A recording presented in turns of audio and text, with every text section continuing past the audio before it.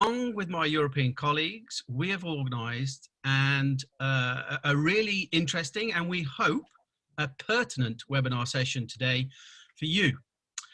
Can I just say a few things before we start? Firstly, just to note, this session is being recorded and we will take screenshots throughout the session. So if anyone has concerns, can I ask you to please leave your video camera off, or alternatively, you might need to leave the session. So thank you.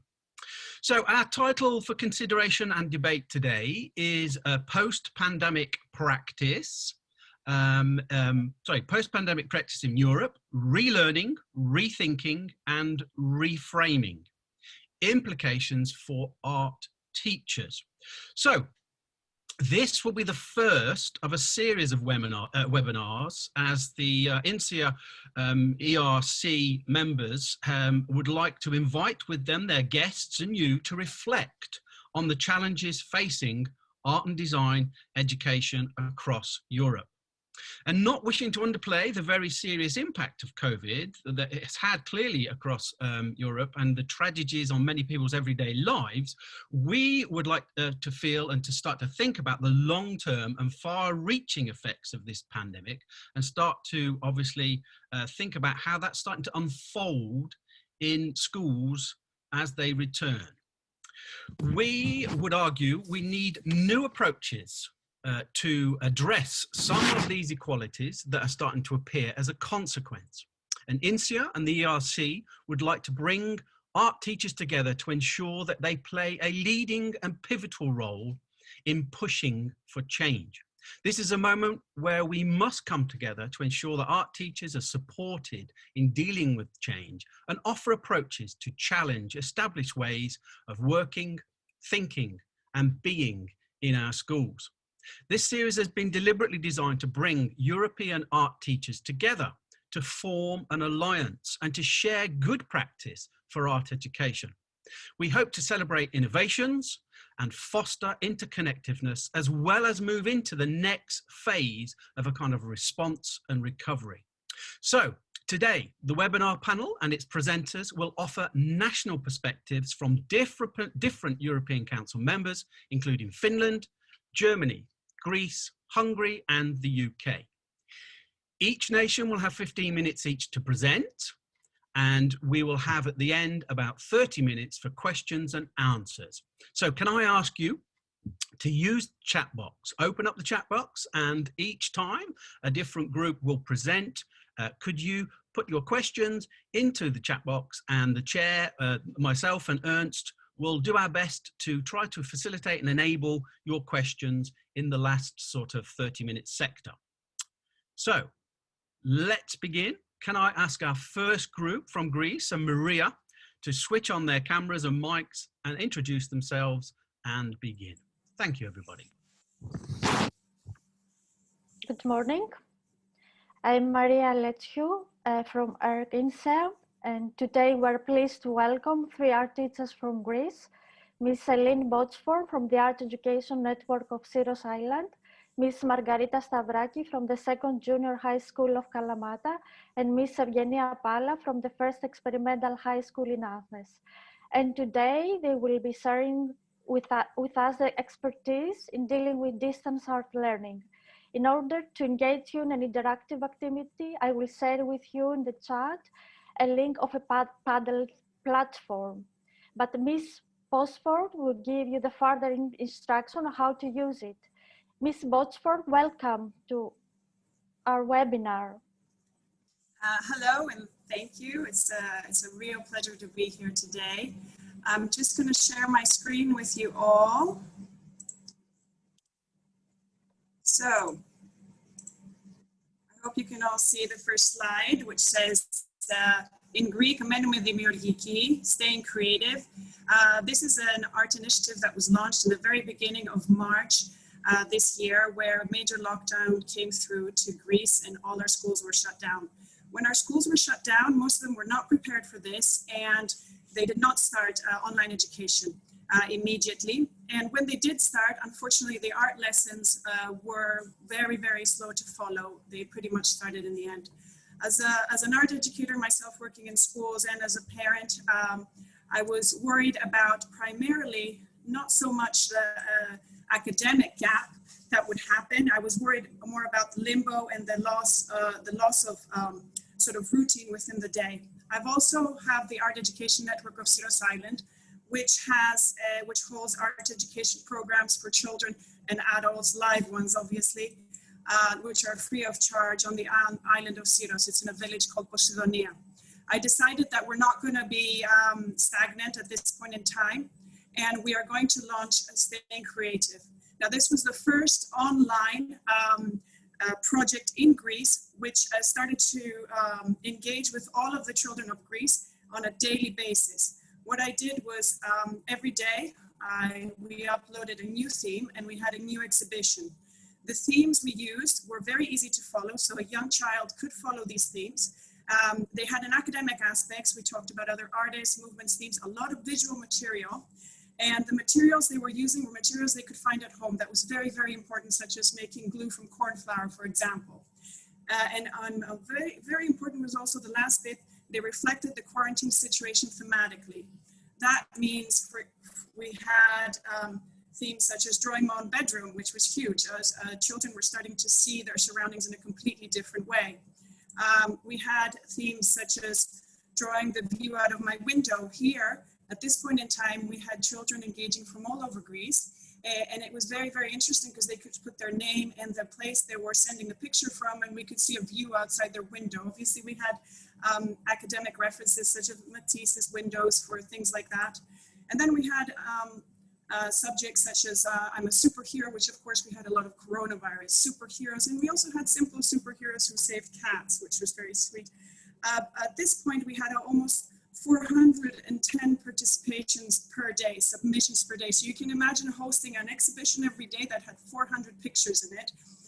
It became quite a full-time job, which was great, of course. Another subject that I thought was really, really interesting that we uploaded was drawing a member of my family. A lot of parents at that time were working from home. The situation was tense, and it made everybody stand still and start looking at each other. So trying to get the positives out of being all at home together. And this, I love this picture because it's a drawing of a member of my family. It's a child drawing their sister, their sister, and I think it's very symbolic of young kids in quarantine at a prolonged period of time. To draw while listening to a piece of music, I shared with them a link with Tchaikovsky's Swan Lake. So they were all listening to one piece of music and practice synesthesia. So we had different ages reflecting to this practice. Drawing Syros differently. Syros is a small island in the Cyclades. It's the capital of the Cyclades in Greece. And we drew attention to our island, Syros. So we gave them the map and said, what can you do with this map? At this point in time, we had people, children applying sending submissions from all over the world. We also had a national holiday. So I had a theme which questioned how you can create your own vest inspired by traditional Greek vests.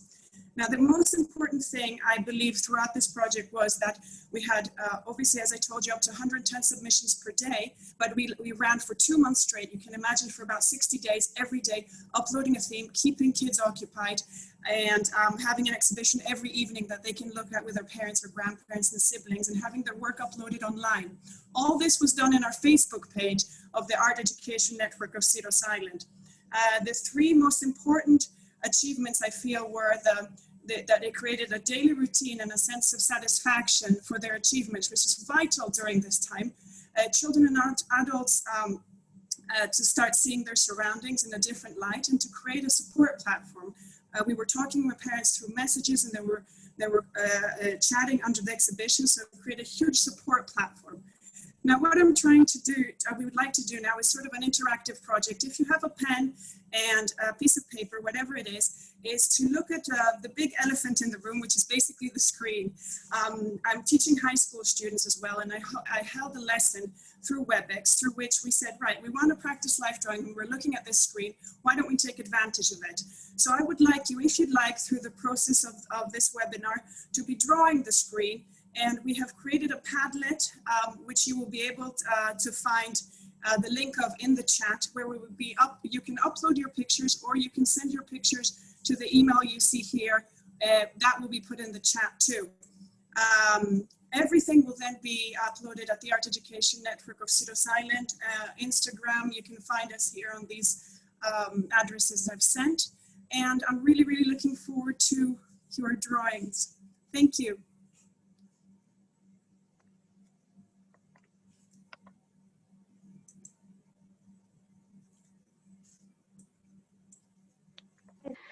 Teaching visual arts by distance learning during the quarantine period, Second Junior High School of Kalamata. When we were guaranteed almost worldwide in March 2020, we were all surprised. The initial shock of the global freeze, it turned pretty soon into a universal launch of digital media. After all, the digital tools of communication, creation, dissemination have been around for a long time, and they only needed an opportunity for mass use. Our teachers in Greece are teaching many groups of students in several schools. Our colleagues, in order to resist the chaotic situation of not belonging anywhere, they have created educational blog pages and profiles on social media, and they are members of groups in order to create small digital communities. At the moment of quarantine, most of the teachers started to communicate and teach through official school websites, personal email, social media, website links. After a short period of time, the Greek Ministry of Education proposed to us specific programs and platforms for e-teaching, asynchronous education and synchronous education. The educational process that we follow, and therefore we propose, we start our communication with an introduction note that explains the peculiar condition we live in and is addressed to our students with interest in their physical and psychological condition. We try to communicate with them, keeping in mind that we are invading their private space, and this requires respect and fine handling. The introduction note aims to cut the thread of communication with students.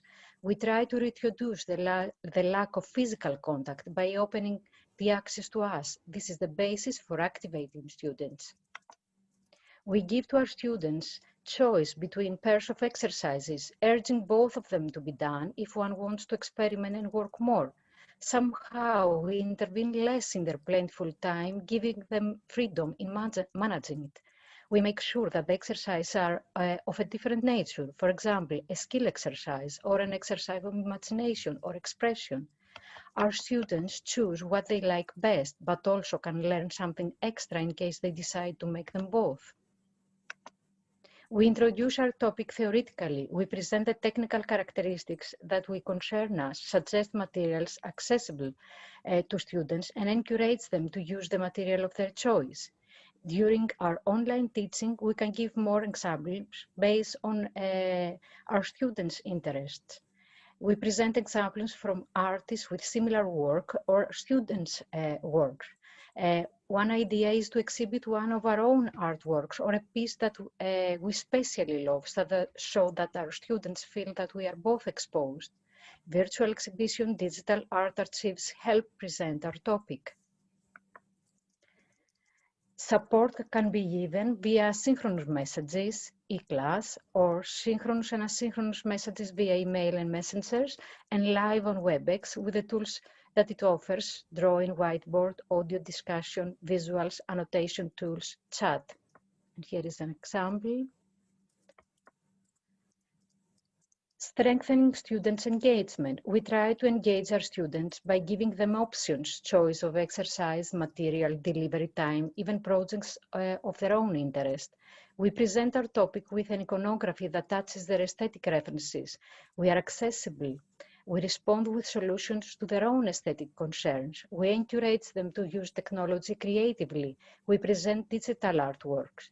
During our online class, we give them the chance to represent themselves as they like, with open camera and sound, with an image or a drawing, with messages on chat, etc.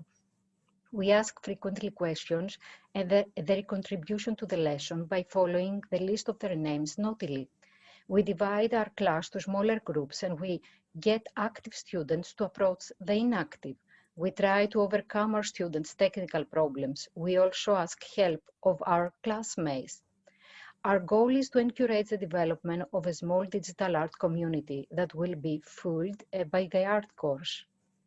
And here are some examples from Jean Augustin Dominique Ingres to Lady Gaga, from students drawing to Da Vinci's, from present digital artworks like David Hockney iPad artworks.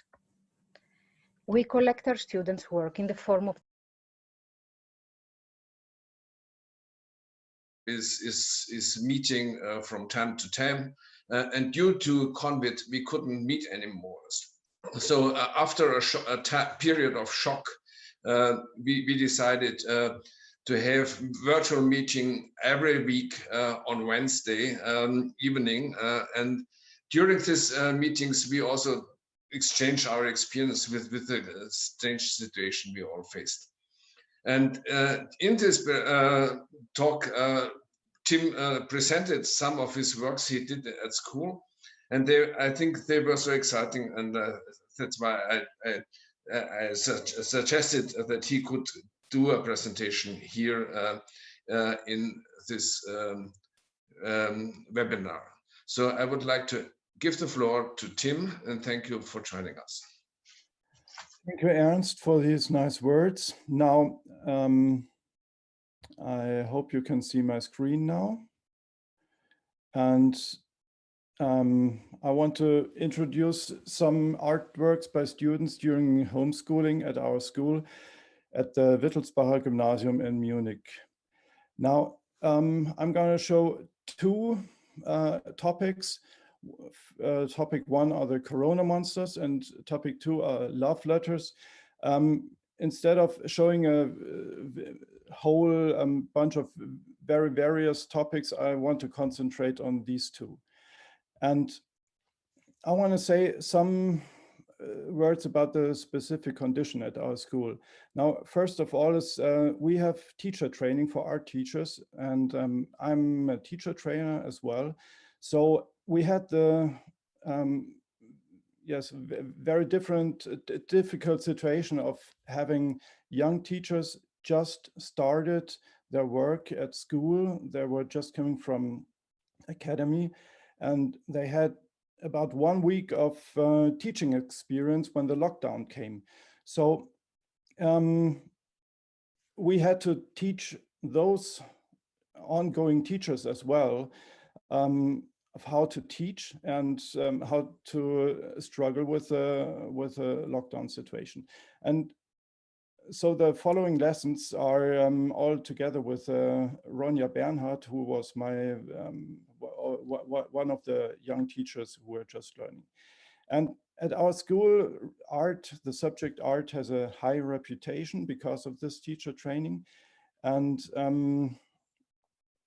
I want to show two different situations. Phase one was the lockdown, complete homeschooling, and phase two, the relaxation, when students came in weekly alternation to school, and in the other week they were at home.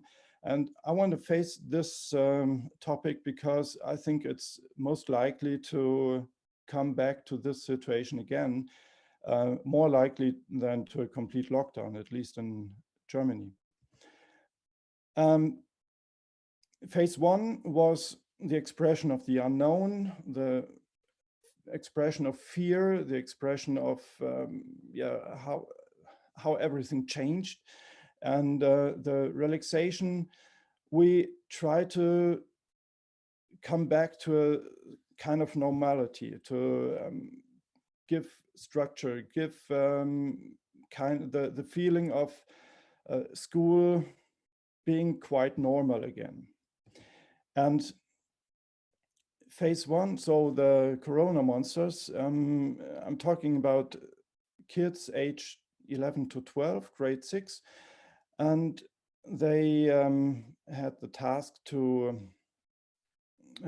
draw their vision of the virus and to give the virus a shape, face, a body.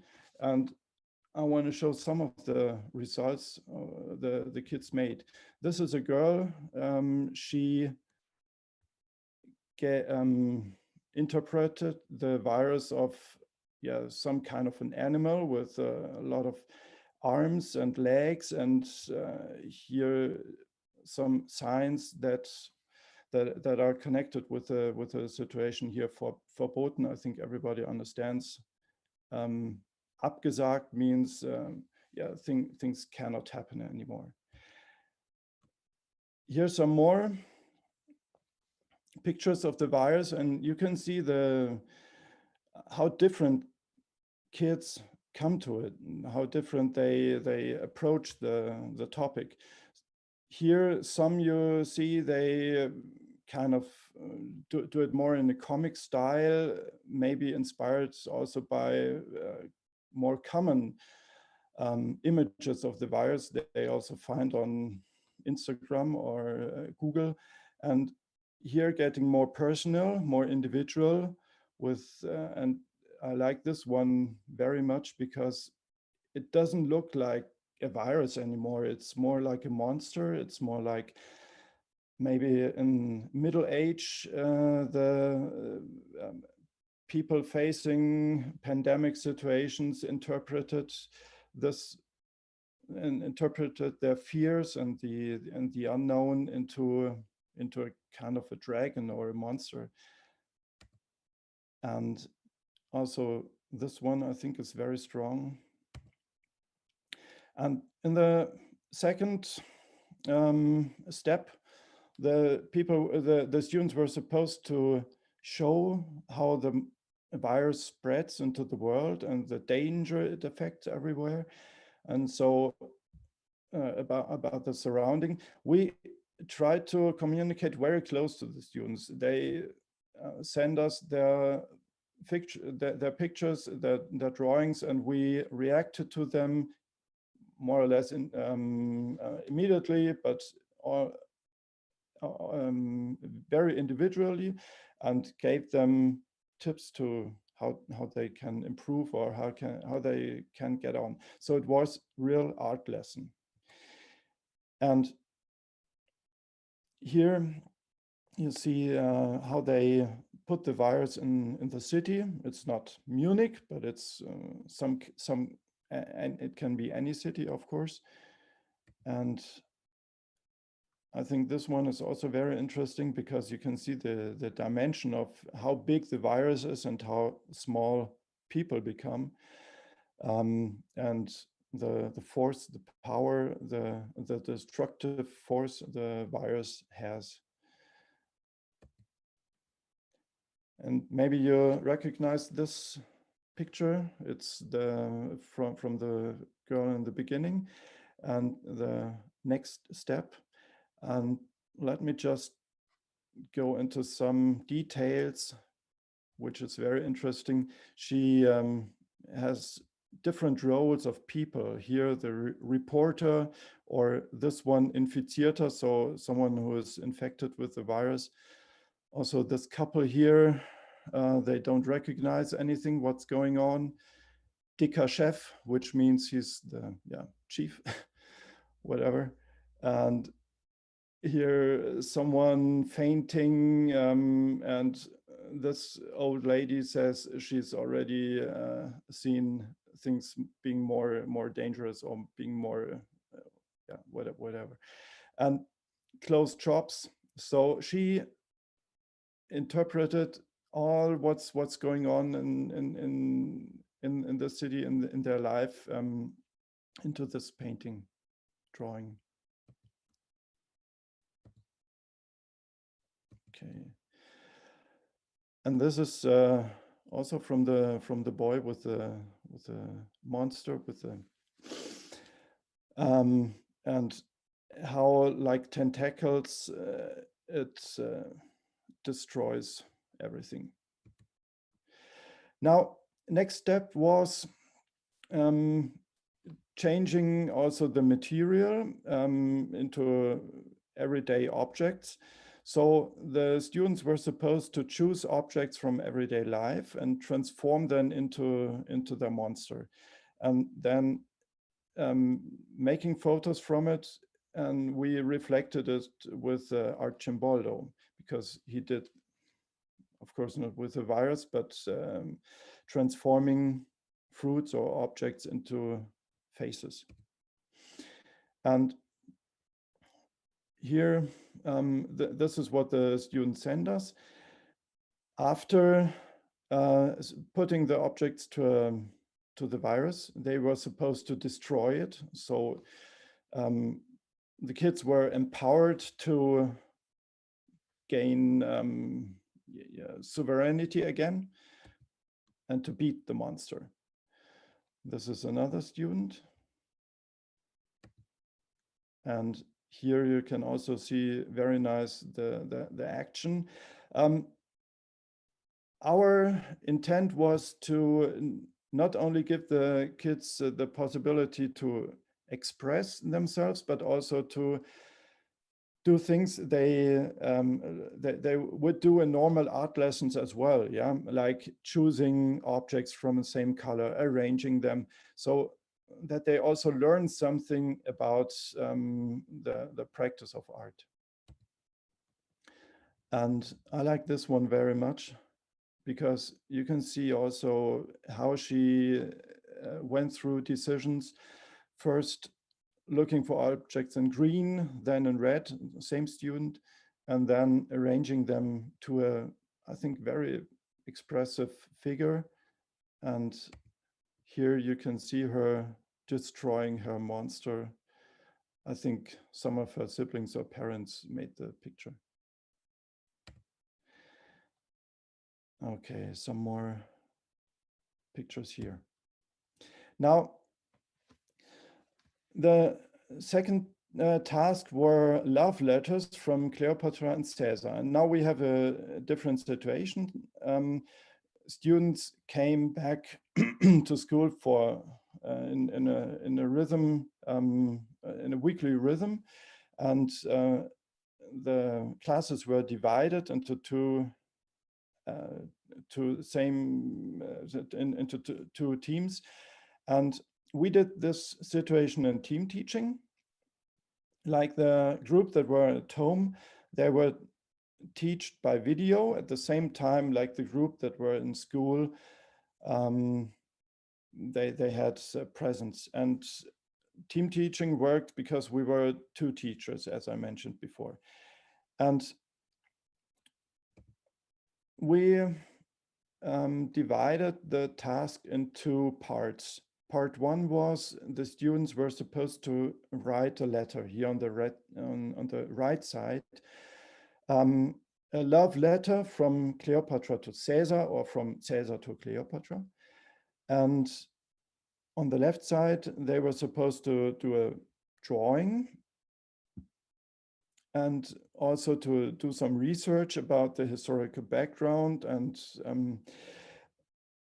a drawing of how they imagine the everyday life of Cleopatra or Caesar. Okay, and I think that this is for me an interesting model, because it shows how we can bring together two forms of education into one work that might also, yeah, give some hints for non-pandemic situations as well. Tim, 2 minutes, please. Yes. Here are the drawings from Caesar and Cleopatra.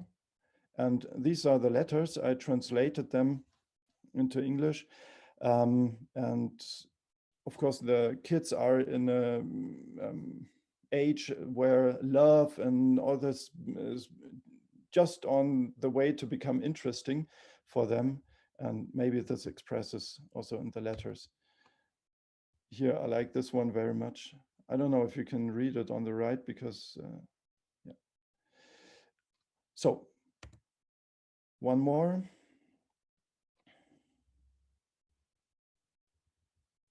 Okay, this was it.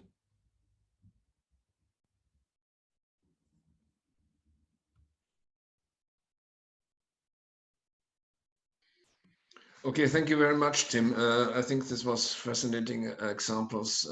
So thank you very much again, and I would like to hand over to Andy. Thank you too. Lovely, some really lovely work there, Tim. Really impressive. Some really nice themes coming up. So well done. I'm sure people want to pick out one or two of those things that you've just been talked about. Okay, I'd like to move on, and we're moving to Hungary and Gabriella. Would you like to come to the fore, Gabriella, and start your presentations? Hello, everyone. I hope you will see my screen soon. Do you see? Hi.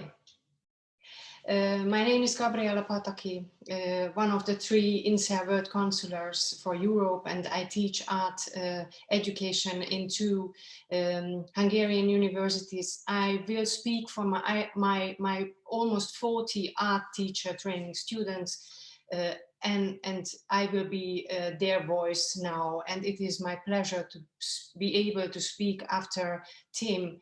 I just put it one note into the chat.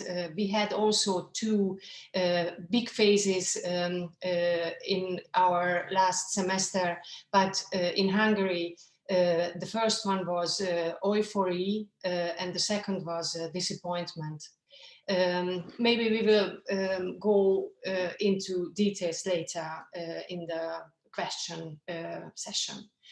The difference between the 2 programs at the 2 university originated from the fact that in the Moholy-Nagy Art University we train artists who already have a degree in art to master's level in art teacher training to teach in specialist art secondary schools. In this program,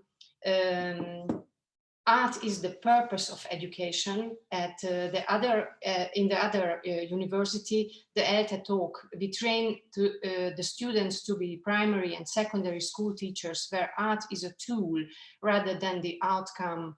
The purpose here is to develop the personality of the children through art rather than train future artists. The 2 groups, how to move on, okay. The 2 groups collaborate with each other, even though in the current situation they don't personally know each other yet. Hence, I haven't divided them into 2 groups. So here is our Budapest community name by name. And my visual essay will have 2 main layers. The first is about challenges and finding my personal path in detecting and solving problems, especially within the business of teacher training, with examples from our everyday life, the lack of community. I certainly am not under the illusion that I would be the most important part in their degree. The main deficiency is in the human interaction between students. Social life is just as important as education, and the students miss each other. My answer, among others, is gamification, rooted in Dadaism and Surrealism.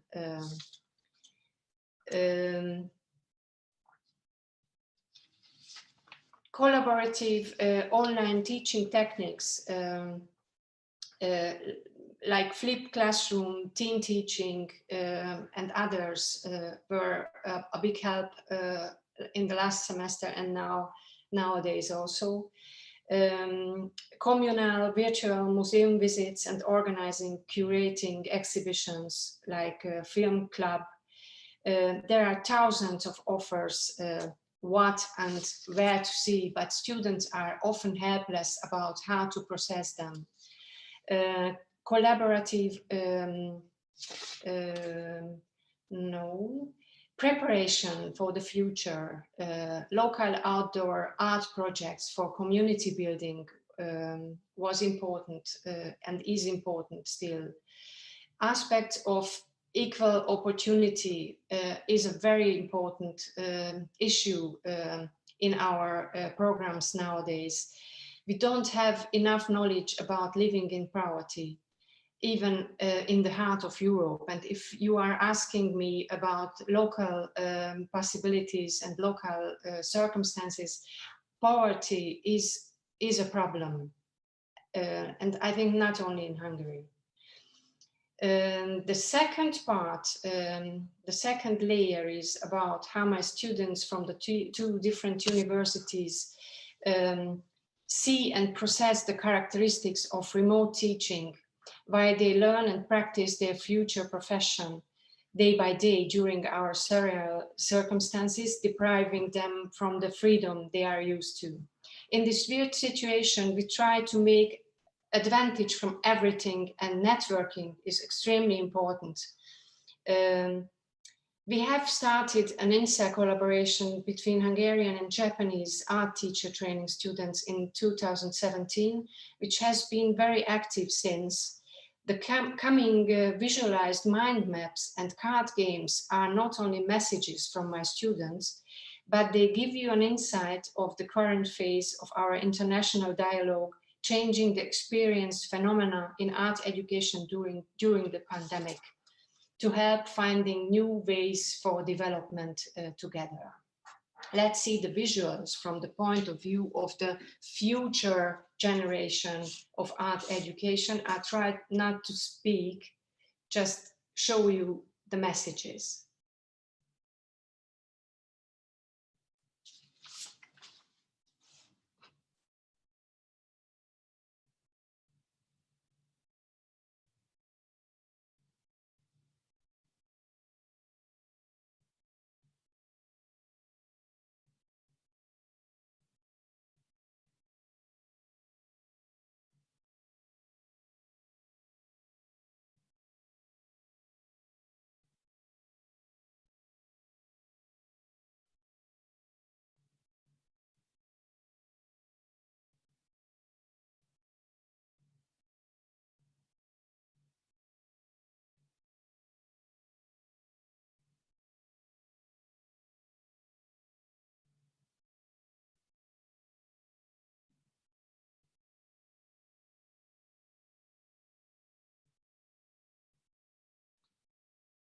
And we are working on a series of card games for the exchange, and we are now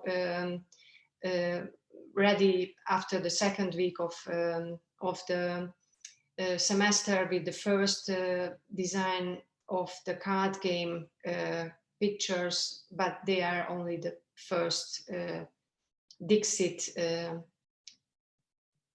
issues. And we will continue.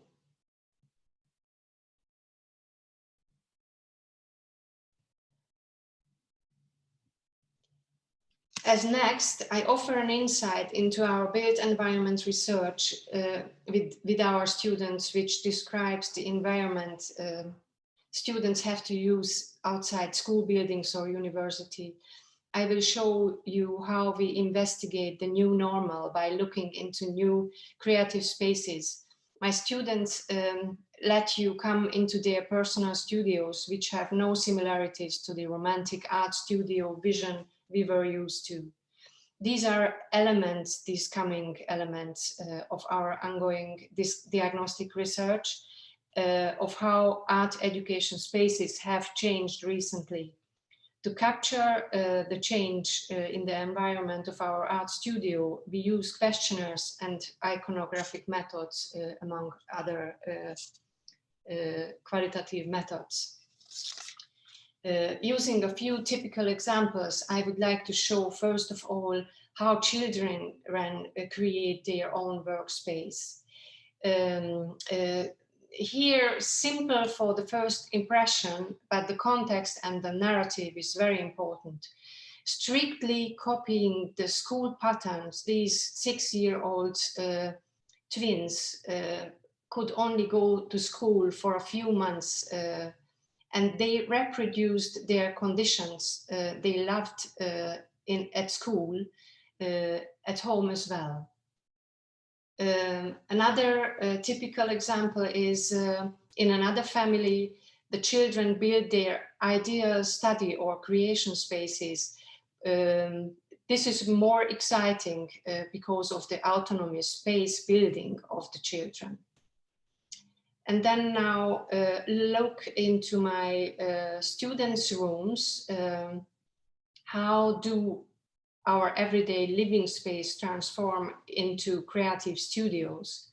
Clean desk policy, as the family often living together, only allows a digital workplace instead of a spacious studio. So this is not a romantic atelier or studio anymore. The floor and the sofa as the tokens of flexibility is coming often.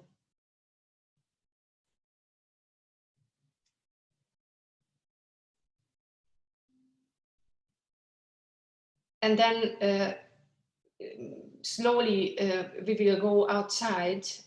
Outdoor solutions, the rediscovery of the planner, the new planner, as another consequence of the pandemic, and the new direction in art education to promote conscious, sustainable, ethical, and environmentally friendly mentality, as well as our well-being.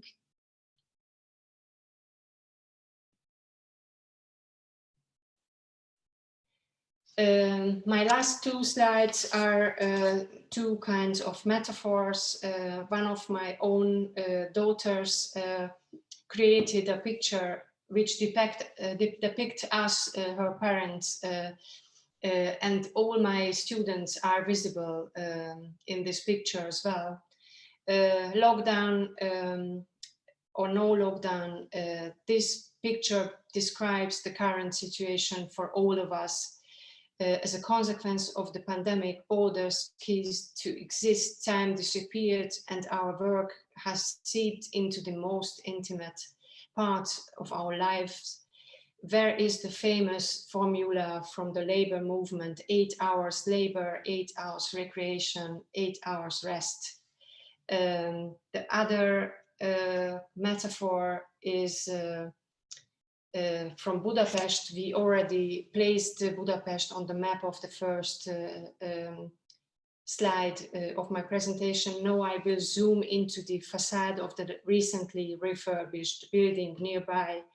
And my picture here is a metaphor. People can control the way of the water flow, so can all of us present find a way of education through art under these changed circumstances. And InSEA will be on our side. Thank you for listening.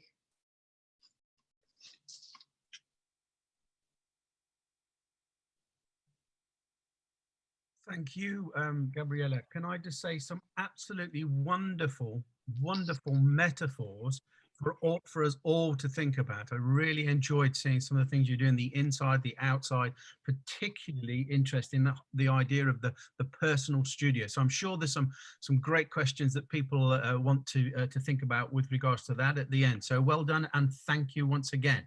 So next on the list is Susan. Susan and your colleagues in the Northeast. Would you like to take over, please? Yes, good morning everybody. Hello, it's nice to see you on a Saturday morning. I'm in a really fortunate position because I'm part of this network of InSEA. I represent Europe on the World Council alongside Gabriella, who you've just met, and Mira, who you will meet shortly. I'm also part of the National Society for Education and Art and Design in the UK, and also part of a very strong network in the northeast of England. So that I have selected, and I've had plenty of lovely people to select from, two of our amazing art teachers who I actually met when they were training to be teachers. So we go back some way now. And I'm going to, in a minute, hand over to Brad Hodgson, who works at Cramlington Learning Village, which is in Northumberland in the northeast of England. And he will hand over to Graham Mason, who is subject leader at the Royal Grammar School in Newcastle. And it's really over to my boys now because they can do it all without me. So over to you, Brad. Hey, thank you very much, and good morning, everyone.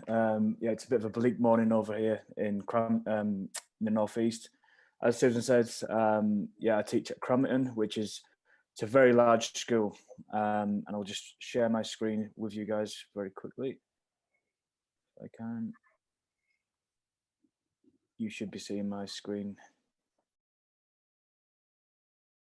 There we go. Can everyone see that? There we go. So here today, I'm going to talk to you about the idea of how teaching in the UK has evolved to fit around the impact of COVID-19. As I say, Crampton, we are a very big school. We are over 2,000 students. And really, yeah, what I'll talk to you about today is the idea of how we taught over lockdown, and also the idea of how we're teaching now we are back in school. We've been back kind of 5 weeks, and it's been a very quick kind of 5 weeks as well. What I'll talk about is how our whole school approach and also our art department's approach to how we started to kind of teach in those 5 weeks. And really, we've kind of gone around 5 kind of R's, one of those R's being new routines. Basically the idea of, yeah, everyone teaching, it's been a bit of a leveler, regardless of our kind of teaching pedigree, young and old, we're all kind of, yeah, it's experiencing this for the first time. And due to that, we're kind of having to put in place new routines to ensure we're all on the same page, and how we've all kind of adapted our teaching. In the UK, we, like everyone else really, we had 6 months off. And I know it's kind of different in different countries, but we had a full 6 months off from March all the way up to September, including our kind of 6 week, usual 6 week holiday. And yeah, those kind of times teaching, it was all based remotely. So students had to kind of get used to the idea of being taught from us really, remotely, exactly as I've seen examples of today through kind of the idea of kind of Google Drive. That's where we kind of set work, and they, yeah, similar kind of responses to what I've seen kind of views from Windows, as you can see there, example of a student, year 7, which in the UK is age 11 to 12. And yeah, we've just kind of been used to this idea of how we actually set a new curriculum that is appropriate and also gets the same kind of learning messages that we'd have in a classroom, but deliver it to students at home. That's kind of what we've been focusing on as we've gone, yeah, into the kind of coming back into the classroom, and how do we kind of approach it. We've talked about this idea of reigniting the enthusiasm. So myself, I'm involved in NSCAD, just like Susan, and I'm part of the Wellbeing Special Interest Group. We're very aware of the idea of what's been called a recovery curriculum. It's based on the research of Barry Carpenter. And from that, we could have taken the approach of very much, okay, the idea of well-being and how we get students kind of really thinking about this, but also as people kind of acknowledging the virus, which we wanted to do. We wanted to, in terms of the learning to do with art and photography, we wanted to empower students. I think it's really important in the next kind of few weeks, months, however long this is going to kind of go on for, that students have the enthusiasm, the kind of creative resilience that they're going to need to get through this. So it really got us to think about our curriculum and the idea of what are the kind of key take homes for our lessons and what are the things students can't do at home. So as we're kind of moving forward, really no one can plan too much because things are very unpredictable. But the idea at this stage is, yeah, what can't students do at home and what can we do in kind of classrooms? Because we're thinking at this stage that we may in future have an idea of blended learning, and the idea that students will be at school for a certain period and then also returning back to home for a certain period. So really got us thinking about what are the important parts of our curriculum. Retrieval practice. So the idea in the UK, and I'm not sure how this has been approached the rest of Europe, be interested in your thoughts on that if you want to put that in the questions. But the idea of retrieval practice is really how do we kind of use knowledge, the idea of metacognition, about students actually thinking about their learning themselves. So as you can see there, an example that we've started doing in our classrooms, we've started having kind of sheets that are there ready for students before the teachers get there. The approach at the moment as part of our new routines is that students are staying in their own bubbles, and what we'll do is we'll move around as teachers, and we're getting very kind of tired as we're getting into this 5-week kind of section, this stint. But yeah, we'll kind of come to their classrooms and they'll have to be there already. And I will say that for the majority of kind of classes that I've been teaching, students are getting on board with that. They're really kind of, their resilience is showing, they're getting kind of on board with a new routine. So they're getting the work out, they're getting these connect tasks out, and they're actually connecting with their learning whilst I'm making my way to the classroom. So it's ensuring that no time is lost, because we've already lost kind of too much at this stage. And it's really about kind of using the time that we've got really effectively. So tapping into prior knowledge and encouraging new learning. And as you can see there, an example with photography, where it's empowering them. I think learning is empowering, and we need to get as much of that as possible in the time that we have. Also, we can say the idea of a focus on relationships and well-being. I think we can all say the one thing that students don't have at home, even though we're there kind of remotely, is they don't have us. So what can they kind of get from us within classrooms? What tone do we present to students? The strange thing I found being kind of an art teacher and a teacher who normally kind of, is quite hands-on, and I do go around and give kind of demonstrations and such to students, is how do I adapt my teaching methods, my style, to the new learning environment? As you can see, an example at the bottom there is a screen. We've all got those in our classrooms at Crompton, and I've used them basically in my lessons, and I've started doing this from all stages. So from year 7, which is kind of age 11, all the way up to kind of 18-year-old students, where they can still come up and kind of show me their work, but we've got this kind of division of a screen to make it safe for both of us. So the students are able to kind of show me work, and it is getting, some getting used to from my point of view, in terms of how clear my instructions are for a student to actually, from me just pointing through a screen at certain kind of elements to improve and how to do it. But that articulation is kind of, it's getting there.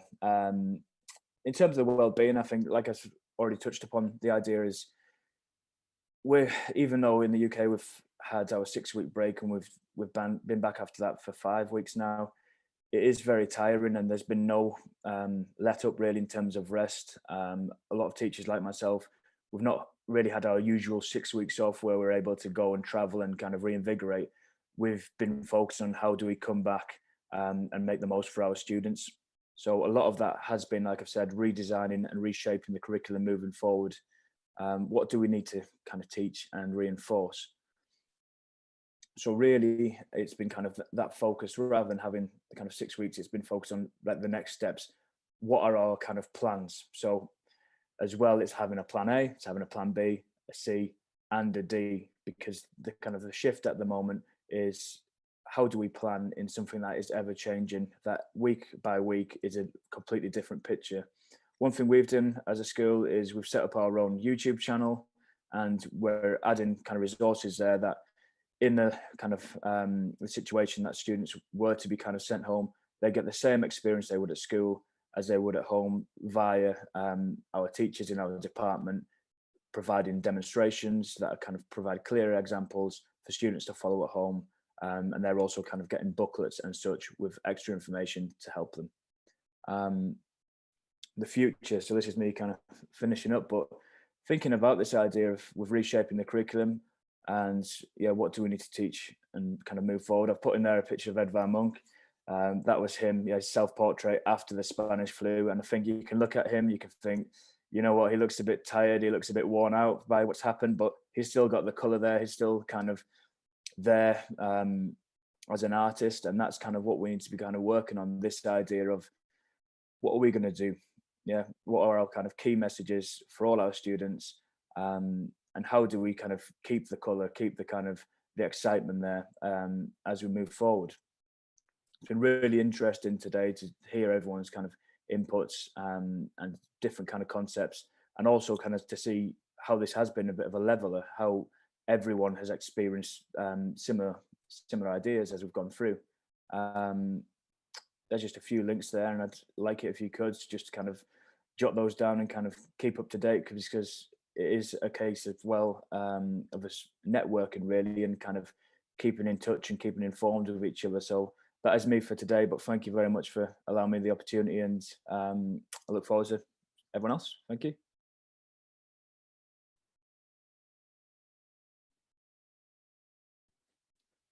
I will say as well, I've forgotten, I'm going to pass on to Graham. Graham, I've not met in person, but I will pass virtually over to you, and you can start your presentation now. Thank you very much, Brad. Can you all hear me? Great. I am, as introduced by Susan Coles, Head of Art at the Royal Grammar School in Newcastle. We had a slightly different experience, and as I sort my screen sharing out here, I'll talk you into that. Yeah, we went into lockdown, just like everybody else. It was the 16th of March. My GCSE students, all 56 of them, were 2 days away from actually doing their exam. So they'd pretty much finished our course. But as an independent school within which parents are paying for their children to attend, we were expected to teach every lesson straight away from that Friday evening. I'm going to acknowledge a few things here which people have touched on, especially Brad there with the curriculum. And that's sharing good practice in the Northeast, which comes from those networks experiences and my involvement as a moderator for AQA, both GCSE and A-level. Around about 5 years ago, I went to a school called St. Aidan's in Sunderland and was looking for a digital solution. And I spoke to a lady called Alana Nipper, who was frustrated with the iDocio app that I was trying to use for digital marking. And I didn't want to take sketchbooks home because we have 100 and odd kids doing GCSE and 50 odd kids doing A-level. And they're all ambitious to be successful. So they're aiming for A stars and 9 grades. So the amount of work you were carrying home was gigantic. So the digital platform was something for me to kind of lessen workload, as well as create a connection between the spaces within which kids were learning in the studio, but actually we could mark at home or elsewhere. We basically went all in for Teams back in 2016, and Teams was our pivotal kind of classroom replacement during this phase. But as Brad had said, most importantly was our curriculum, and hopefully you can see this slide on screen. I'm not sure if I can increase the size of that, but as all artists do, they steal. This was stolen from UAL as a foundation kind of course experiment, and it basically ditches what was previously a linear approach, I believe, to art education, where you see everybody paint a skull, everybody paint a still life, etc. And it's graded based upon technical ability and prowess with the material, rather than from the personality. And this increases the diversification, it increases independence, it increased essentially a research-based approach. And this allows many different individuals to essentially on the dark column to choose a practitioner, and the center column to choose a material. So when they were working from home, this was bloody brilliant. And then also a selection of processes. Each student within a class has to choose, as you can see on the left-hand side, one visual way of presenting evidence of a material, then a process, and then a varied practitioners. This happens 3 times within a cycle of 2 weeks. Every lesson being taught, the student had to upload content of what they'd done research-wise, and then we would have a platform within which we're all like this on a screen talking through people's ideas which they'd previously uploaded. For me, I believe this is the crux to our success throughout the whole lockdown period where we were teaching on screen. Every student chooses their expertise, their interest, it taps into prior knowledge and prior experiences, whatever they may be. Obviously, our context is completely different to a lot of different people's out there.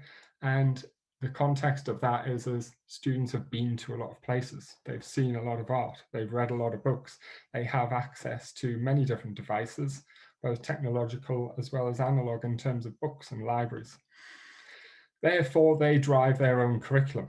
It creates a lot of work for a teacher, but what we end up trying to do is push back on the student at all times for it to be target-led from their perspective. So let me show you what our approach was when we went into March. This is how your classroom looked at the start of the day. These are our teams. So we would team teach and we would have meetings set up. So essentially we'd transfer all of our timetables straight into Teams and we would set up meetings.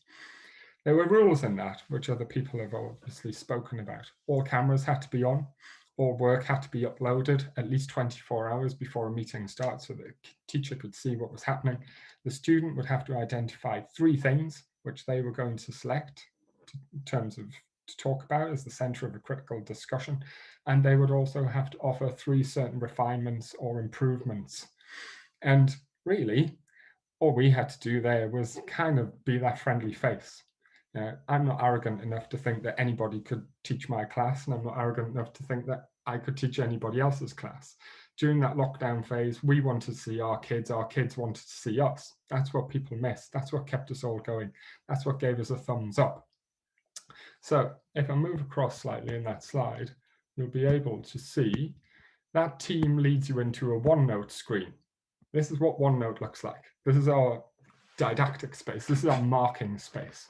And this is an example of a student who uploaded her work over the course of 2 weeks in a cycle. She was reading Beatrix Potter books. She'd been given one as a child, and that kind of was her driving force for her year 10 work. She'd taken a cup, which she'd been gifted, and was creating a Peter Rabbit jacket for it. This is just the thing that brings you joy. You see something come up on a screen like this the day before you have to hold a meeting, and you can discuss this, and you really don't have to direct it much further.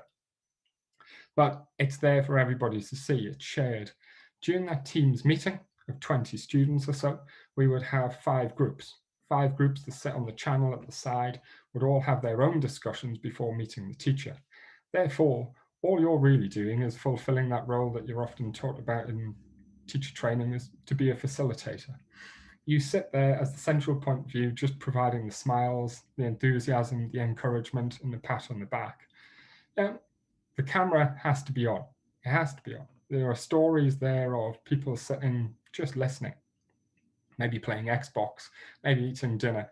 But if the camera's on, we don't mind you eating your breakfast or brushing your hair, as long as you've uploaded your work. That's the dynamic that we were all in. My daughter was here, my dog was here. Quite often the whole family was in the background looking at other people's work. And if you told a student 8 months ago that I was going to drop into their FaceTime feed at least twice a day, often 5 times a week, they would probably balked at me. The thing here was the workload element. Yeah, it was great. I could go out in the morning for a walk. I wasn't tied to a building, tap into a lesson, but we were spending a lot of time behind the screen, and a lot of teachers, students who were falling in and out of health, good health or bad health, needed a central point, somewhere they could use as a resource. So not just the curriculum approach, but the digital approach had to shift. So I created what lots of other people have talked about in terms of an exhibition space, a central space, but also a didactic kind of central space to like a VLE. This is what we achieved in SharePoint during my downtime in March. We created an exhibition space for students' work that never got to be shown to a moderator, and we ended up creating learning spaces. If we can move this across the other way.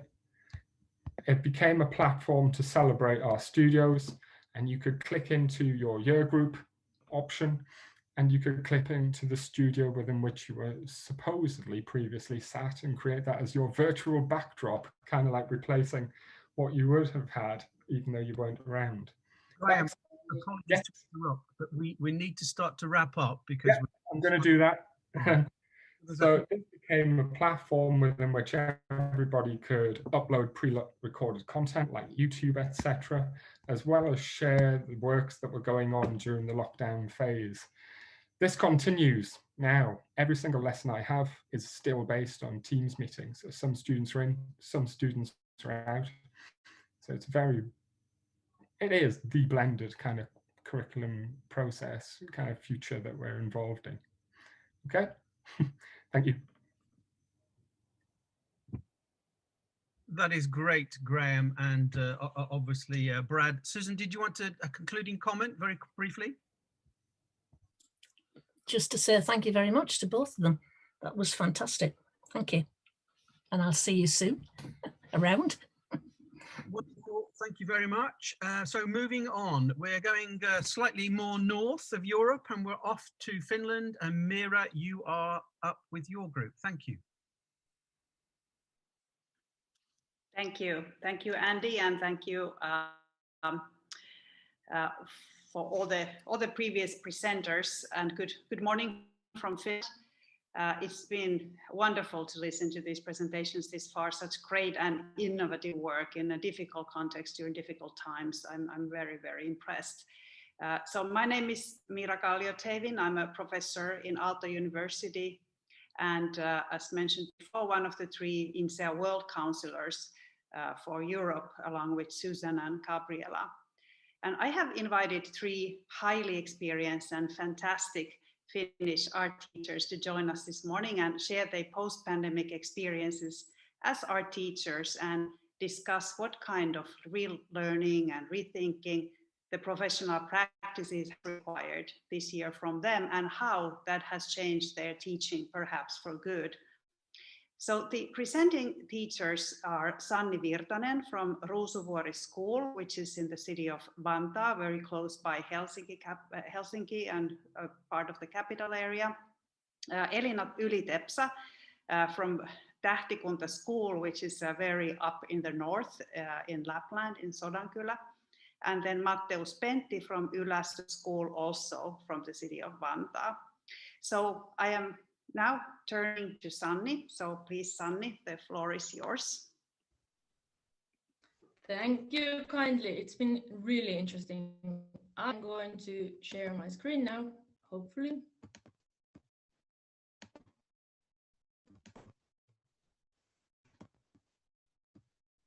Or not.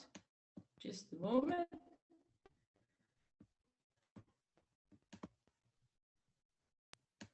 Now, there we go. Yeah, thank you very much.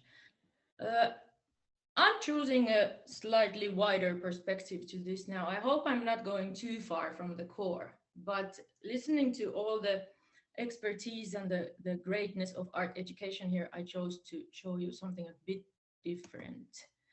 This is Radical Hope, which is a pretty bold statement, because I'm going to try to explain fast how the spreading the beauty of art education to the whole school might be possible, or at least looks like it's going to be possible in our school.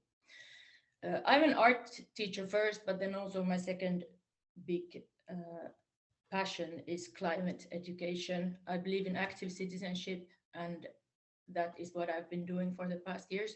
For me, the COVID and Corona is one more symptom for the climate crisis. And hopefully it's the red flag that now tells us to stop and think. I teach teenagers, so for whatever I do, I try to see that teenagers first. It's not their job to save the world, but it's not in their best interest to sit and wait either. So we must find something that is in between. I believe that there is a need and the right to build a better future together. It's something that is in the core of humanity, and we have somehow lost it on the way. It might be a responsibility and a must, but if we think of it as a need and a right, we get to more beautiful grounds. I don't need to tell you that in the art class, we have loads of beauty and loads of ways of thinking that the world needs right now. We, the art teachers, we are able to ask questions without answers. We speak about emotions and feelings and the right to express them way more than, let's say, the science teacher next door. And this to me is the beauty of art education. And I started 2 years ago thinking, how could we spread the beauty of art education to the whole school? At least the English people probably are familiar of the transition towns. And this is Sophie Banks from Transition Towns, thinking that each place needs to design its own pathway to the future, because each place knows the soil. I don't think we as a school can wait for others to decide for us. We need to see the school as it is, see the potential we have, and design our way towards the future. I asked the principal of the school if I could have some time in a meeting, and what we did with 40 teachers, we started thinking what would be the utopia of our school. What the teachers said, all of them, not only our teachers, but everybody, was that there should be more empathy, time, connection between people, and so forth in the school. There should be more hope, less hurry, less frustration, less silence and fear. I see clear connection to art education in this, and I see that there is a way to somehow give the permission to all the teachers to bring more of this thinking that we are so yearning for to their classes. So we took a bold move. We decided that instead of trying to add all those things into the classes, we decided to make one set of electives that is 90 minutes per week for the 8th and 9th graders, so 14 to 16-year-olds. We decided to plan it well. There was 15 teachers and 140 pupils working together. We decided to make it a long-term solution, to have cooperation everywhere. We decided to go with teachers' well-being first. We have to be able to do this on our own terms, and we are not going to stop, at least completely, before year 2030. So it's not something that we are doing just because of Corona. It's something that we feel that we need deeply in the whole system. These are the courses that we are giving, or they can choose from. I'm not going into them there is no time for that, but you can see that there's a lot of courses to choose from. And none of these would exist if we didn't decide that it's okay to offer these kinds of courses in this kind of school. So the core probably is that once we start working together towards a better future, the better future is already here. It's not it's a method. It's not a goal somewhere far, far away. It's a way of thinking that everybody is welcome and everybody is needed in this building a better world. So finally, I think what is needed is to go back to the basics. Think through, what am I doing here? What makes me happy? And what is happening to the world? If we just say it out loud that this situation causes feelings, it's not easy, but we are here together, then we can go far and we have much happier students. All this so that the teacher has time and help and cooperation, and the students know that we hear them. That's it, 5 minutes and 45 seconds. Thank you, Sanni. That's excellent. Excellent timing. So now we move up in the north and to Elina Ylite.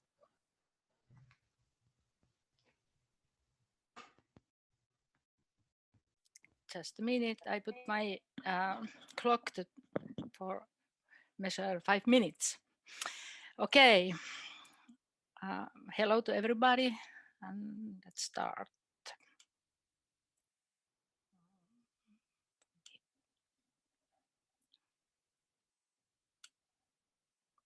Okay, I'm here.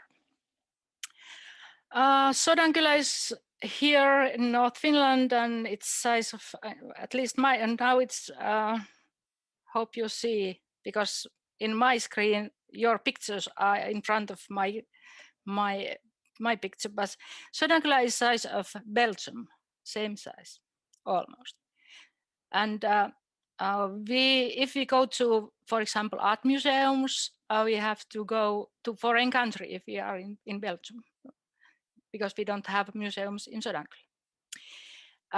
Art is not, I think art is not so important for many people because we have a lot of nature environment which makes us happy. Some details about my home municipality. It's a difficult word for Finnish, my Finnish mouth. And so, because we have so big distances, we don't have any problems to keep some distance to each other, and maybe that's why we don't have had any coronavirus infections so far. We had shutdown or lockdown in the beginning, in the springtime, and we moved all our students to distant learning. This is some information of my schools where I'm teaching, and a picture of my art class, and mobile. My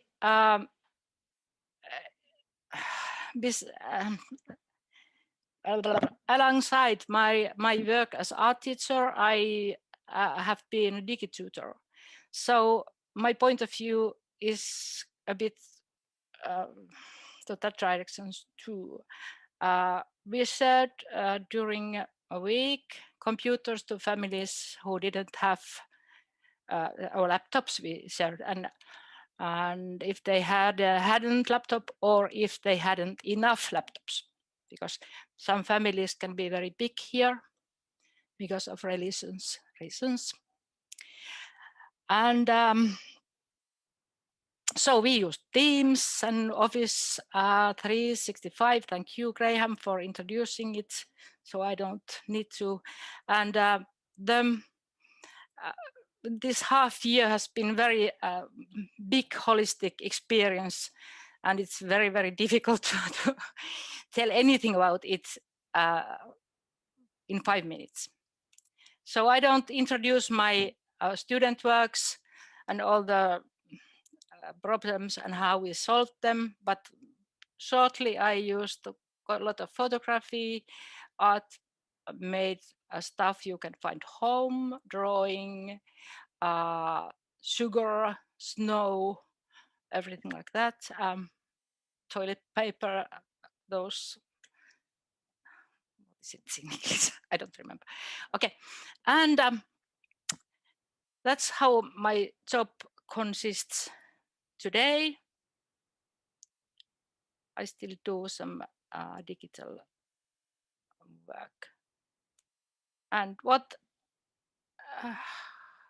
now after the shutdown, and what has the coronavirus influenced to our life here? You can read them, so I don't read them. I'm just silent. Maybe that's friendly for you because of my accent.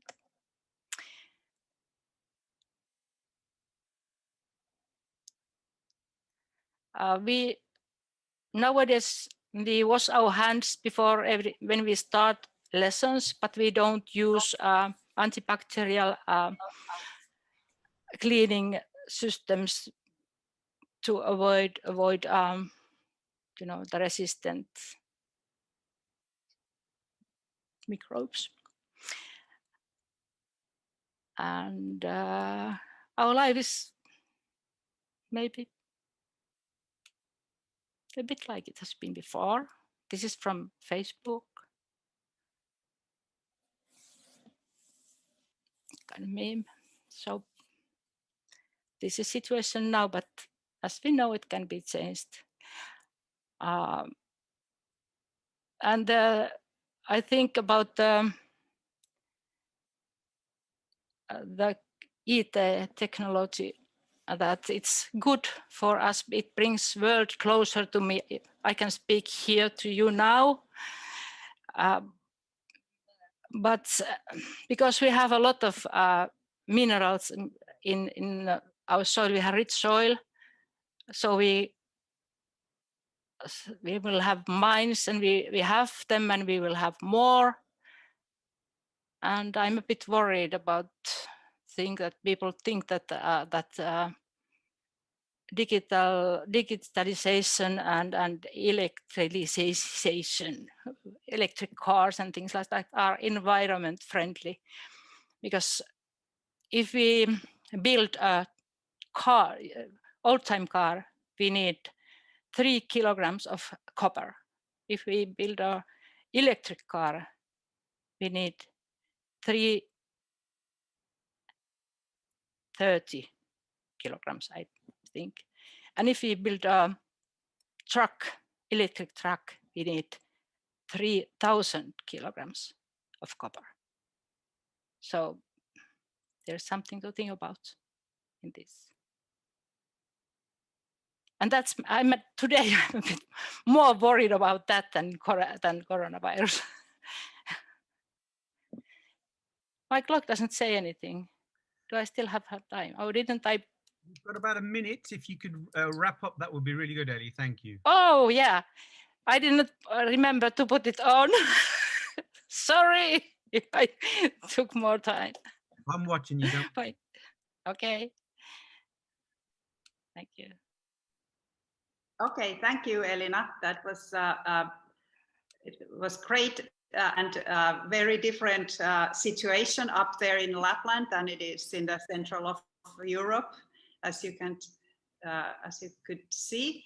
And now I move on to Matteus Pentti's video greeting, because Matteus is in here, but he's also in a summer cottage, which is not with the best internet connections. It doesn't have the best internet connections at the moment. So I will share this video with you. Here we go. Can you see it well? Andy, thumbs up. Thank you. Good afternoon, everybody. I'm Matteus Pentti, a teacher from Vantaa, Finland. I teach visual arts and film in an 800-pupil comprehensive school in Vantaa, which is located in the Finnish capital area. This year, the kids entering my classroom, it being online or physical classroom, they are ages 11 to 16. When the ongoing pandemic closed the schools in Finland last March, we were in a very new situation. It served us many challenges, but in my experience also many possibilities to update and evolve our practices as teachers. The tradition of art teaching in schools is very hands-on. Learning is strongly bound to learning by doing through different mediums and techniques. This applies for the art that the pupils are producing, as well as the work we teachers do. We are accustomed to guide and coach our pupils hands-on and challenge them to improve their problem-solving skills with constant interaction throughout the lesson. Portfolios are gathered mainly physically in schools, and the level of teaching technology skills varies much from school to school. Now that meeting face-to-face was prohibited, it felt like we had to build our teaching practices from ground up. How I can teach with only using a camera and microphone? That seems very difficult. Not anymore, but then it did. And when I'm used to working with living and breathing creative children, it felt like the pupils were far off, far away. So it felt very difficult. After the first shock, I turned to art teachers' Facebook groups and other online forums where teachers have been connected actively. We soon realized together that all teachers nationwide and worldwide were facing similar problems. First, how to build an online classroom for teaching. This means keeping in contact with the pupils. 2, how to gather and organize teaching materials in a form that could easily be shown to pupils online. 3, how to get art supplies to the kids safely, or how to come up with projects and smaller exercises that all the kids can take part in with materials they already have in their households. And 4, how to teach pupils to document their work and send the documents to the teacher for assessment. I saw a huge possibility for grassroots collaboration and how it could widely benefit art teachers. Most art lessons in our comprehensive school systems are held by class teachers who might have not specialized in visual arts at all. Therefore, it would be essential to offer materials for them also. There was no time to wait for national or regional instructions. It had to happen very fast. During the first few days of quarantine, we managed to build a website with a small group of art teachers. All content should be highly adaptive for different platforms and applications. I wrote a simple step-by-step guide on how to hold and participate in an online meeting. Some teachers started to make lesson plans for making art with household items, like making paints with spices and installations with clothes and toys found in their homes. Others search online for free online exhibitions to visit with pupils. And some of us made our first YouTube tutorial videos, which happened to be my favorite part of last spring's teaching. There is a massive data bank of material in our fingertips on the internet, but to edit it and choose relevant content for different age groups is time consuming. More people joined day by day to our project, and in the end, we had built a web page that at least I am very proud of. It happened in 1 week. We have had thousands of clicks and views by now. Of course, last spring was sort of a 3-month sprint. At least I at first thought that distance learning online would be one-time thing. But now I feel that there has been a paradigm shift in teaching. Last spring taught me the importance of collaboration and the power of technology. At least my teaching habits will never be the same. Thank you for this opportunity to speak to you. Have a nice day.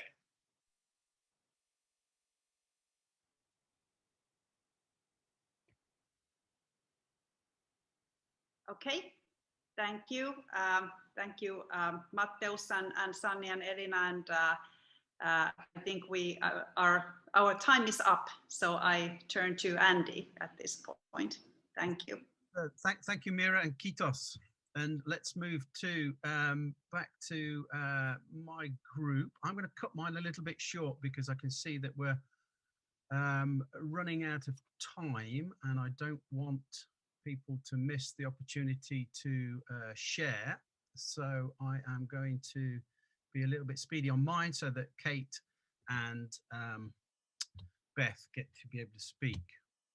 So thinking outside of the box was the title. I want to focus on teacher development and how this can develop not only resources and content for the department, but also importantly their subject knowledge. So I'm very much interested in thinking about partnerships, collaborations, working with outside agencies for teachers to develop them professionally.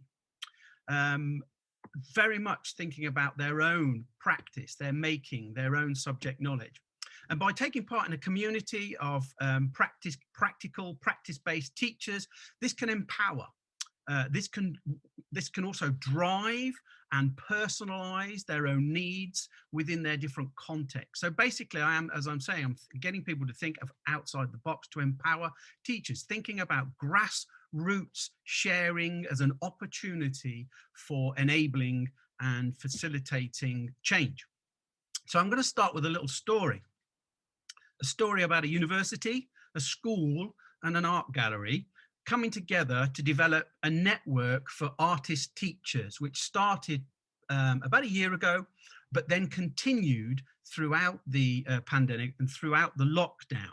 I'd noticed for many years that when training art teachers as students left the university, after they finished the course, they go into their secondary schools, they go out into London for us, and many struggle to maintain their own artistic practice. Teaching can take over all of your creative energies, and many teachers talk about the struggle to maintain their own making and their own energy and desire and drive as a consequence. So I approached the Freeland Foundation in Camden and one of our partnership schools with an idea to grow an artist-teacher network to help art teachers maintain and develop their artist-teacher role. And both Kate and Beth are going to talk a little bit about the aspects of this project from their perspective and consider from what they've been doing has been important to the art gallery and to the secondary school. So it's all about collaborations, it's about partnerships, it's about looking outside of your own organization for others who can share insights, who can help with understandings, and equally have that desire for change and development. So this is nothing new. The artist teacher as a kind of a phenomenon, Leslie Burgess and I at the UCL in London have been critically engaging and developing art in teachers' philosophy for over 20 years. And certainly via our PGCE, our teacher training program, that has been the main kind of vehicle. However, I don't think what has happened of late in school because of government policies and practice and all sorts of other kind of reasons that this kind of phenomena is starting to lose ground in education circles in the UK. We had many courses in the UK at one point, many MAs focusing around this kind of philosophy and approach, but those have all reduced in numbers, and so have the conversations about this in schools. And often when artist teachers explain their reasons for why they would want to promote, these are the kinds of things that you see coming to the fore, the 3 points that you see here about their own development, how that benefits them as a teacher, as well as the students and pupils learning, about it being a rich way of being able to engage with contemporary art practice and the issues that are very evident in the contemporary art practice, how that helps inform them and develop into things that they can use within their curriculum. And then finally, the last bit, as I said, the importance of partnerships, working with prestigious institutions, thinking about how that stimulates for them and fosters really important engagement with visual art culture. So I'm going to skip through this because this is a little bit about my own practice. But I mean, I've practiced as an artist teacher all of my professional life, and I continue to exhibit while I teach. I started in school. I started making with children, easel at the front of the room, turntable at the front of the room during the lessons, making with them, alongside them, using my own work to crit alongside them in the classroom. And it wasn't until I realized that this wasn't always supported in the school that I had to sort of move from a school system and start to think about working in FE, HE.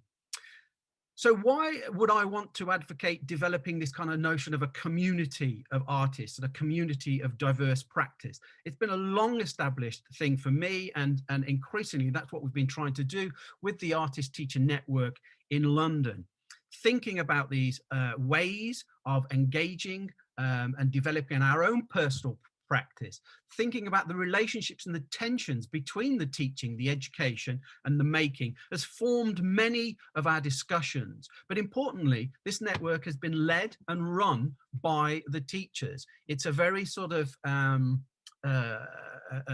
open and allows for them to bring to the network in a very sort of in a very important sort of way for them. It's created an ongoing dialogue for us all. It's really helped us as a community, as a group, start to think about more than just the training that they get in school, more than just the sort of predictable, generic sorts of understandings that they may have engaged. It's very much focused, very bespoke on the sorts of aspects that are key to them, their making, and their communities. And thinking about themselves within this has been also an important part of this process. So I'm going to stop there. I'm not going to talk any more about the image that you see, because I'm going to hand over to Beth, who is going to talk about how that sort of development has worked from a gallery point of view, the sorts of things that they've engaged with, and how that's been helpful in the COVID time and what they've been able to develop. So I'm now going to stop share and let you switch over, Kate. Okay. Okay. Hello. I'm just going to set up my screen share. And play from start. Can everyone see that? Yes, very big. So I'm Beth. I'm Beth Lloyd. I'm the education curator at Freelands Foundation. So those of you that don't know, we are a charitable foundation that supports art education and art organisations across the UK. Our offices are London based, and we've also got a gallery space, but we do work across the UK as well with all different organisations. And I'm in Chester this weekend, so I'm not in London, I'm in the northwest, and I can confirm it's very rainy as well. So we have a gallery space here where we kind of do a range of exhibitions about the projects and partnerships and research that we do. And in this space, thinking about what we provided for teachers before March, we provided school visits, we created a series of PDF resources, and we run projects in schools which kind of aim to critically unpick areas of art education. And we also kind of commission lots of research. So that's what our offering before March kind of looked like. And also to say we're a fairly new education team. It's only myself and our head of education, and it's kind of been I've been with the foundation for 2 years. It's only from January we've been really thinking about our offering and how we work with teachers as an education team in theory. We, however, really want to be in the position to change things up and shake what we've been doing previously, and it just so happens that March happened, which has given us some breathing space. So we were already thinking, how if we kind of got into this rhythm of doing things like other places do, let's shake it up. So when lockdown happened, there were two things that got affected that I was personally working on. One thing I really want to talk about really briefly is a project with a brand new school in London, in Borough. It was meant to be a year-long project, ran January to November, and then we kind of decided to move it online. The artists did lots of like virtual art clubs where they used Teams. They did a lot of drawings online and things like that, and it's something we never would have done before, that format. But I think the learnings from this project was thinking about working with schools in our immediate area. It's kind of opened up that we don't have to work with schools just in London, basically, because of the ability of the technology. And also, I think it makes us question a lot about the sort of levels of access and the materials that we're using. And it's really made me realise that the leveller that the classroom plays within learning, and the gallery or workshop space can play as a leveller in terms of access. But what I mainly wanted to talk about was what Andy just spoke about, is the Artist Teacher Network. So these are some shots of the variety of sessions that we've ran so far in the space. And I think we'd ran about 4 or 5 at this point, Andy, by March. I'm not really sure. I think we're about to organise another one. I think we held one like a few days before lockdown, actually. It was quite lucky. So we kind of ran a variety of crits. We did a lot of, we did a pop-up exhibition, and we talked a lot about practice, and we used the space. It was a lot, for the participants, it was a lot about being in the space together and critically thinking about their work. And I think there was a point where we felt like there was real momentum growing, but obviously lockdown happened and we couldn't all be in the same space together. And I spent a lot of time talking to different teachers, and I got the sense that, as we've kind of talked about today, every situation was completely different. And it was clear that everybody had really different needs as well. There wasn't just one thing that would help everybody. So we decided to hold a Zoom, and we did a kind of virtual where we tried to get lots of different voices in, touching on all these different conversations that I've been having with different teachers. We brought in someone from YSI, Yorkshire Sculpture International, to talk about their Sculpture a Day project. The Zoom was great, but it just felt like it could have been 5 hours long because everybody had different needs at this point. And there wasn't one resource or one piece of content that particularly kind of would suit the community, the artist teachers. Some really wanted to use the time to focus on their practice. Some didn't want to think about their practice at all. Some just really wanted to curriculum support. I think we tried quite a lot of different methods, didn't we, Kate and Andy, to try and engage them, but it was just, it was tricky. So we decided to create a series of short IGTV series. This came from a lot of talking that we'd done together, myself, Kate and Andy, and we realised people were time poor, and there was also kind of an influx from different institutions and different other galleries of kind of online content and resources. But we wanted these to reflect kind of the conversations we were having and recognising the kind of vast variety in issues and things that were going on for art education at that time. So it was a weekly IGTV series inviting artists, educators to share their varied practice during August. So weekly we produce these videos, so I just thought I'd briefly go over them, but I know I'm very short on time. So we invited Emily Gopal, who talked about how to kind of foster and celebration diversity in art curriculum, because of obviously the brutal killing of George Floyd. There was a lot around kind of what we're teaching in art education as well, and rethinking that. So she kind of supported that with primary. And then we had Toma, who's at other art school. They thought about how to critically talk about your work. These are for the artist teachers that just wanted to think about their practice at this time. We spoke to these two teachers who have set up a project, Unknown Learning, and it was all about teaching outside the classroom and how it's changed their opinion on traditional methods and things like that. We also spoke to Sarah, who spoke about how to kind of make a more diverse curriculum. And we spoke to a teacher who I was actually working with on a project, and she spoke about the issues around creating eco-conscious art curriculum. It was a real kind of variety, really. That's my last slide, isn't it?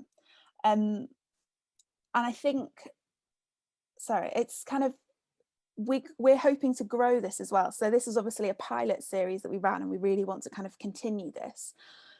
But I think it's completely made us kind of rethink our offering and question the purpose of the more kind of traditional resources that we were producing, kind of be it especially in the materials that we're referencing, but also there's many points around accessibility.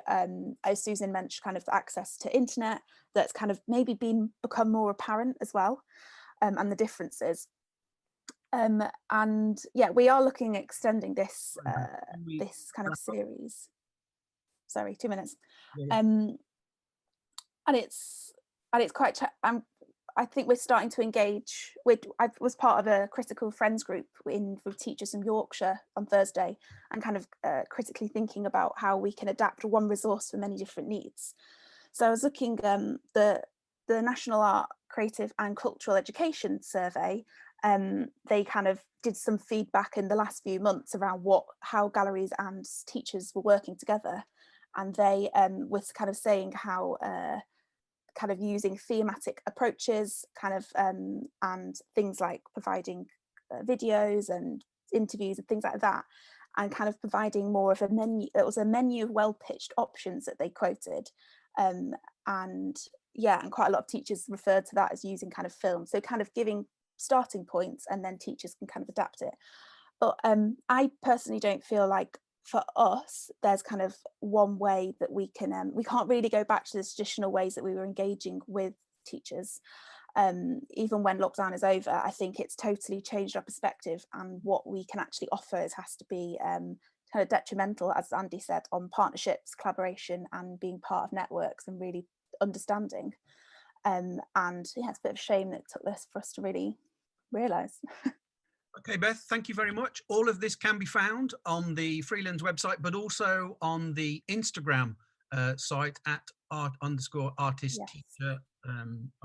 Thank you. Kate, would you like to just talk about what happened in your school, please? Yes, hello everybody. Last one.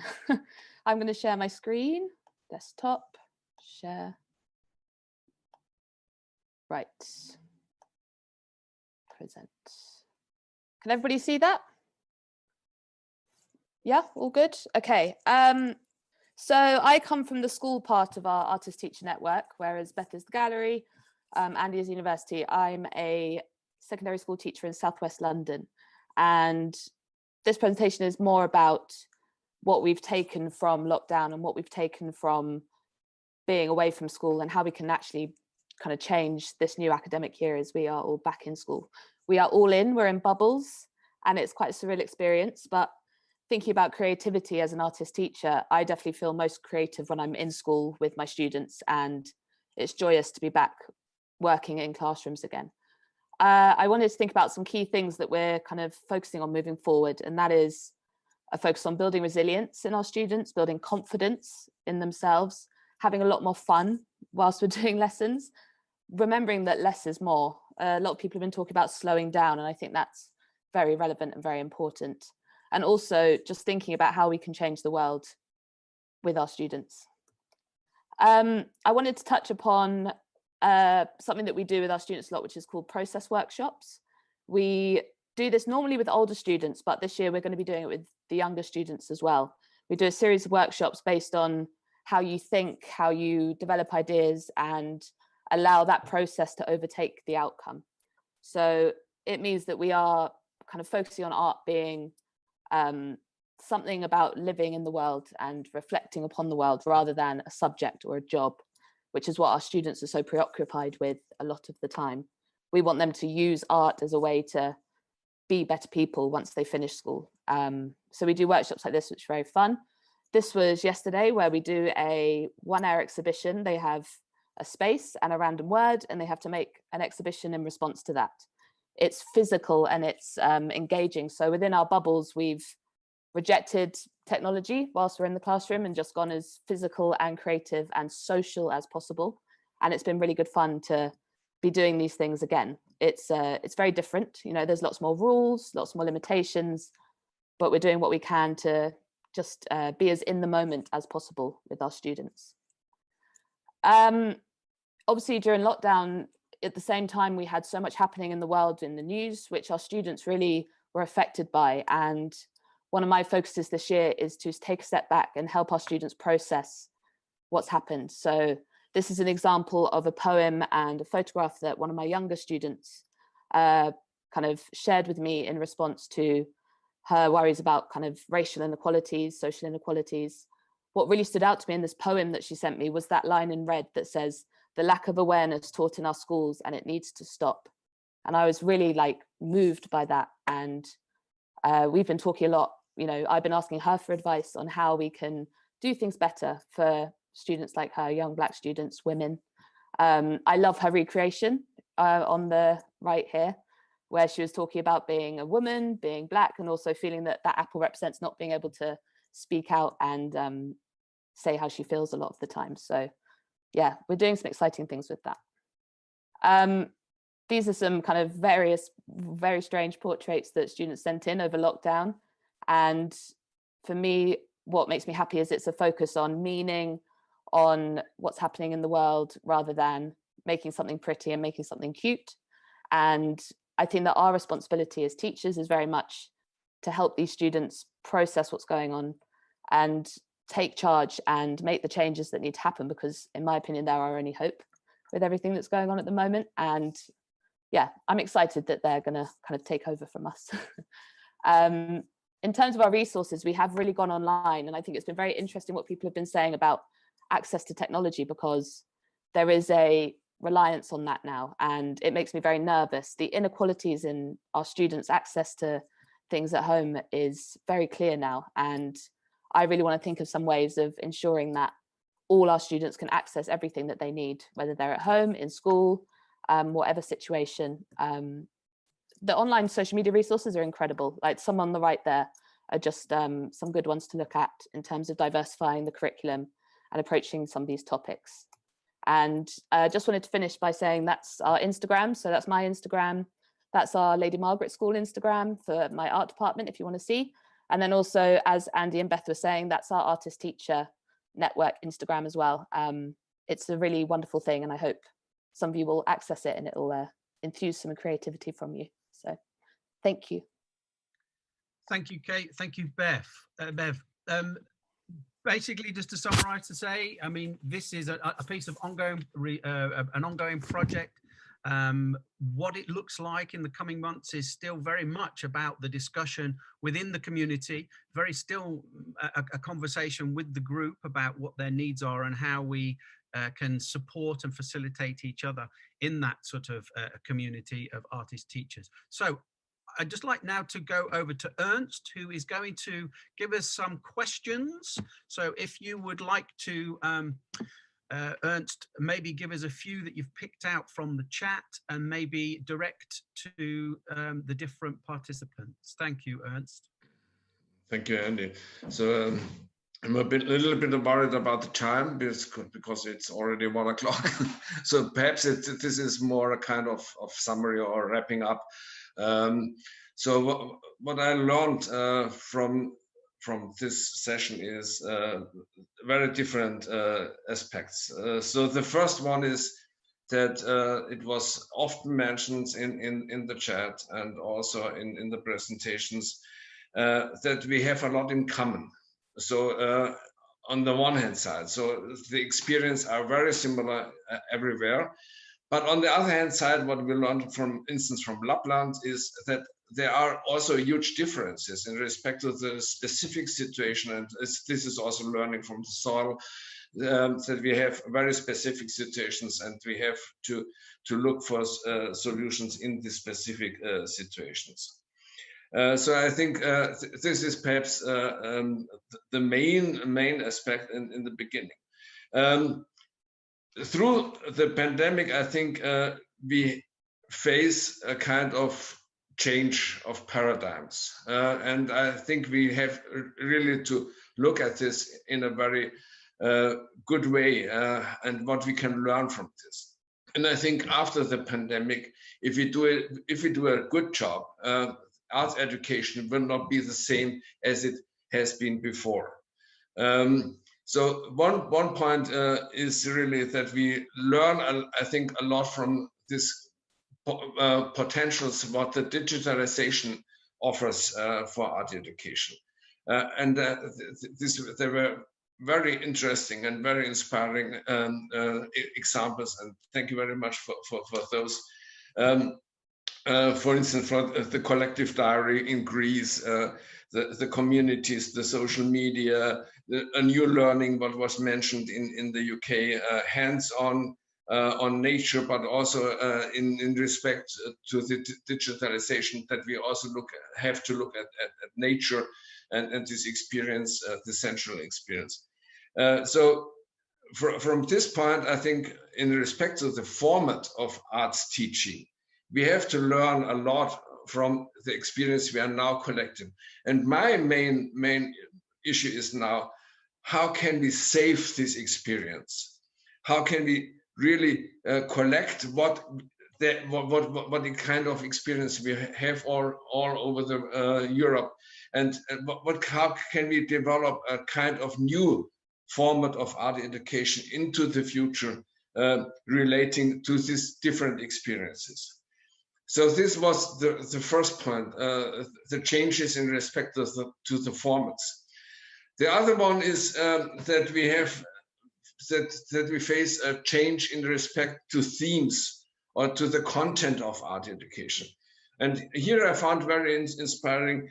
It was very often mentioned that art education answers the situation. It answers a very emotional situation. On the one hand side, on the teacher level, but also on the pupils level. And this kind of dealing with these feelings, for instance, with fear, I think this is something which we really have to deal with in future art education, but also to giving hope. For instance, I remember very good the example of Tim when they are destroying the monster. So this is a very emotional act, and I like this very much. And this is perhaps related to the question of hope. So I think we don't have only to look at the formats, but also to look at the content of what future art education after the pandemic has to look like. So I think we are in a process of transformation, and I think this is the exciting thing we are facing at the moment in art education. I think we experience that art education is transforming, and this is done by this COVID, by this horrible COVID. But I think we have to do the best out of it. And there have been also some mentions, some comments on what this could look what could be the results for InSEA, and I think we have to reflect within the European board what we there have been a lot of suggestions, and I think we have to reflect this on in our board team. What does this mean for us in InSEA and in InSEA Europe? So perhaps this is not opening questions and answers, but more a kind of wrapping up. And perhaps to conclude, I would really like to thank Andy for this wonderful initiative and this wonderful preparation, and all these people giving support. Mainly Patsy, she did a lot of work in the background. And so I just wanted to say thank you, all of you, also for participating, for your wonderful presentations. And I think we should continue with this exercise. I know that Mira is already preparing the next seminar. Perhaps you can just make an announcement about what you are dealing with. So thank you very much again. Thank you, Ernst. Just to clarify that Susan is making the next one, and I am making the third one in February. So if Susan wants to say something, okay, that would be fun. Sorry. No worries. Well, we don't have a plan yet, because I think it's going to be based on what we think is the success of this and what people need. And we may be looking more in depth at the artist teacher role, actually, which was touched upon today. And we also said that we would like to gather some feedback. Yes. So that'd be very helpful, so that we can develop this based on what was good and what would have been wanted more, and so on. Absolutely. And on that point, that's pretty much what we're trying to do here. There's no hidden agenda. It's very much about trying to extend our reach, to include and to continue to develop a community of practice across Europe for our artist teachers, artist educators. So can I offer my thanks to the members and the guests who have given their time today and shared their thoughts. We are very grateful to you, and we want to continue this conversation and want to continue the work with you. So thank you for your participation. As I mentioned, it will be recorded. This has been recorded, and likewise, as touched on there, we are going to contact people to continue that discussion, to enable you to be able to be a part of this discussion again in the future. I'm just going to very quickly leave you with the final slide to say that if you are interested in anything that we have been doing today, if you are interested in wanting to continue this discussion and be a part of InSEA, please visit the website. If there's anything that you feel you want to be a part of, this is a very wide community, a large community of art educators, artists, art teachers, artist teachers, community, environment, etc. You get the idea across the world. And this is the sort of focus for the InSEA, is to obviously to share those experiences, to be able to improve practice and to strengthen the position of art in the sort of different educational settings. So please visit the website, please follow the links, please contact the secretary, InSEA secretary. We will be writing to you all after this with notifications about InSEA, and obviously notifications about how to join, but importantly, hopefully to continue the conversation. Glenn, are you still with us? You've literally got 30 seconds if you wanted to say anything before we disappear.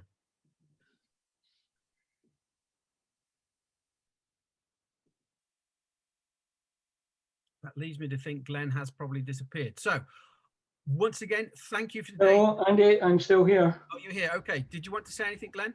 Yeah, if you don't mind, thank you. Just to thank everyone, especially the presenters. Can you hear me okay? Yeah. Yes. Because I had difficulty with my sound. Sometimes it was dropping out. I think it's at my end.